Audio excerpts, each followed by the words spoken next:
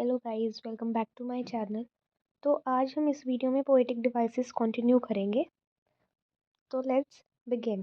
Irony, saying something but meaning the opposite or when the opposite of what you expect happens। एक ऐसी चीज़ कही हमने जिसका meaning बिल्कुल ऑपोजिट है। A fire station Burns down, ऐसा हो सकता है कि फायर स्टेशन जो है वो जल जाए। ऐसा हो ही नहीं सकता कि जो फायर स्टेशन है वो बर्न डाउन हो जाए। तो जो हमने बोला है उसका ऑपोजिट मतलब करना, या फिर the opposite of what you expect happens. जो तुम सोच रहे हो उसका ऑपोजिट हो जाए, that is irony.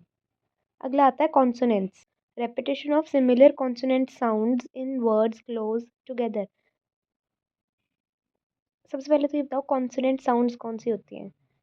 Consonant sound वो होती हैं जो वॉवल्स नहीं होते ना, वो कॉन्सोनेंट्स होते हैं। तो उनकी साउंड्स जैसे B, C, D, F, G, H, इन सब की sounds. Example, the lumpy bumpy road. इसमें एम और पी की साउंड रिपीट हो रही है ना, लंपी बम्पी। तो दिस इज कॉन्सोनेंट्स। अगला आता है assonance. Repetition of similar vowel sounds in nearby words. Vowels कौन से होते हैं? A, E, I, O, U. The light of the fire is a sight. यहाँ पर आई की साउंड रिपीट हो रही है, L I, F I, S I. Paradox, a statement that seems to make no sense or contradict itself but it has a hidden or deeper meaning।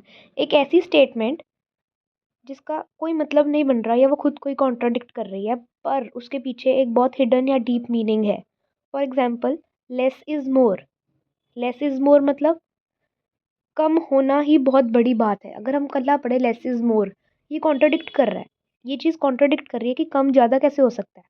पर इसका मतलब ये है कि कम चीज़ होना पर अच्छी होना इज़ बेटर।